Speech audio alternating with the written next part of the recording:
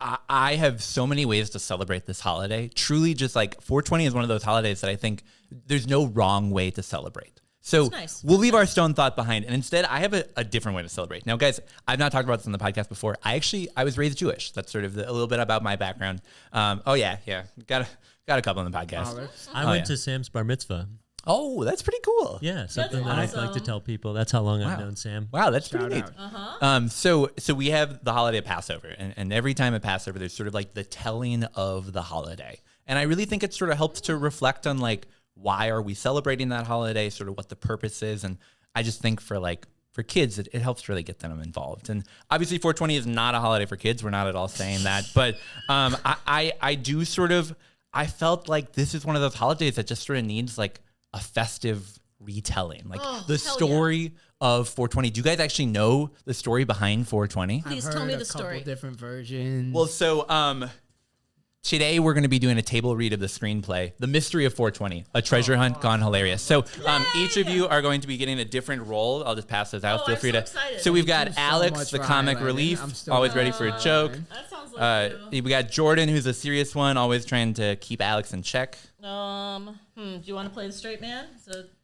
We've got Casey, the quirky historian with a love for bizarre stories, and then Teacher, the overly enthusiastic about teaching, often joins in the fun, which I don't know. I happen to hold on to that one. So we're going to be acting out the story of 420. By the end of this, people will not only feel in the holiday spirit, but also know a little bit more about what 420 is. So all of you guys have lines that are highlighted on there, and I was in middle school theater. This is all right. So we are in a classroom. Alex and Jordan are pretending to be pirates using rulers as swords. The teacher walks in amused. Oh, and by the way, you guys have to act out all of these as we're going through. We have no props, so. Okay. Yep. Okay. Here we go. I've done improv.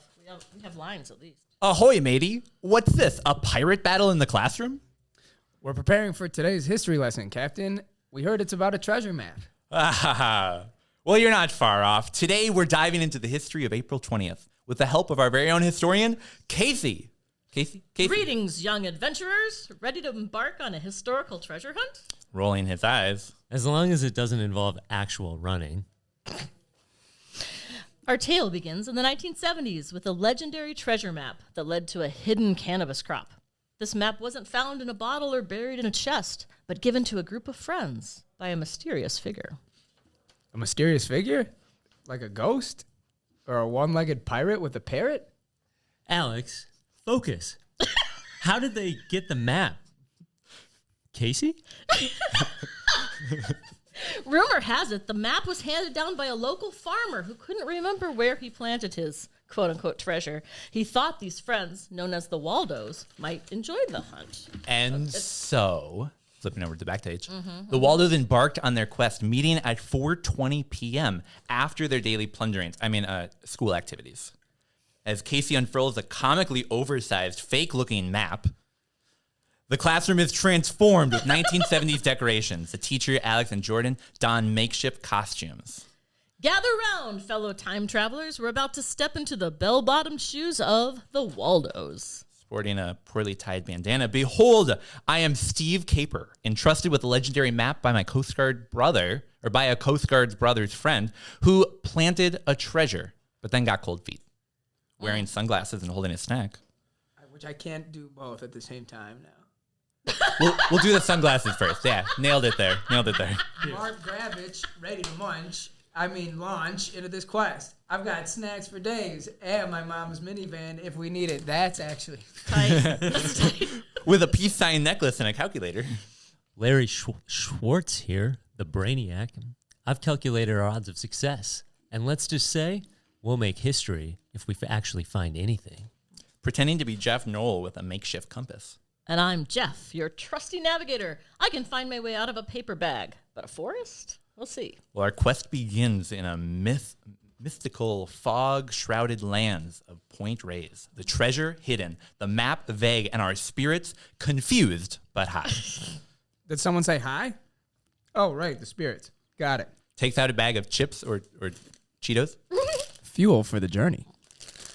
According to my calculations, if we walk in circles for long enough, we'll either find the crop or get really good at making crop circles. As navigator, I suggest following the stars. Too bad we're indoors. Anyone got a GPS? No? All right, stars it is. Remember, if we get lost or start arguing about the map, let's just shout 420 Lewis. It's our secret code for, well, we'll figure it out when we get there. And if we're caught, we were just looking for Point Ray's famous invisible art installation. Yeah. Yeah, that's believable. And it's 420 Lewis. Is that a little long? Let's just shorten it to 420. I say we embark on this 420 quest, not just for glory, but for the story we'll tell when we're old and can't remember where we parked our cars. To friendship, adventure, and the wild, wild quest ahead. May our snacks be plenty and our paths less non-existent. They group together, laughing, and lift their hands in a mock heroic pose to the Waldos. Excited to laugh there. Wow. This is... Oh, that was great. First act. Oh, yeah. So rounding it out. So they were like pirate detectives searching for gold? Well, green, but you get it. Did they ever find the treasure? Alas, the treasure remained lost, but the adventure brought them closer, and 4:20 p.m. became their secret code, a time for camaraderie, laughter, and snacks. Lots of snacks. Pretending to look through a spyglass. I spy with my little eye a lesson on all of this. Oh? And what's that, Alex? That sometimes the quest is better than the treasure, especially if it involves forgetting where you buried something. And that some tradition starts in the weirdest ways. So what have we learned from the curious case of the treasure map in 420? That history can be strange, funny, and unexpected?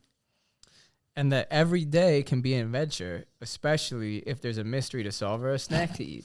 Remember, the best treasures are often the friendships we forge along the way. Well said, everyone.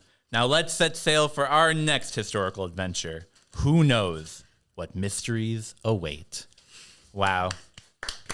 Great work, everyone. Great work. Tanner, That was amazing. We had no idea what you were up to. Yeah. That read very Johnny Quest. I appreciate it. Yeah. Yeah. So a little bit about the story of 420. That actually is a real story. The brothers, the Waldos out in California, were given a map. They had a friend who his brother was a Coast Guard, planted a bunch of crop, and then sort of got cold feet, didn't want to get caught. Gave him a loosely drawn map to find it. They'd meet at 420 after school every day, go searching for the crop. Now, if you go to their website, they allegedly have documentation of all this, saying that we're not just making it up. We've got documents showing, going back to the 70s, we've been using the term 420 Lewis, and we just shortened it all to 420. I did not know 420 Lewis. I know. Yeah. History of the holiday. So happy 420, everyone. May your holiday be bright and festive. And I don't know if anyone wants to pick this up for a movie, get in touch. Where's Waldo? The 420 Lewis brothers. Well, Doesn't have the... guys, we got a couple more things. But first, we're going to take a short break. Maybe we'll do another round. We'll see. We'll be back in just a minute. So I can eat the rest of my Cheetos.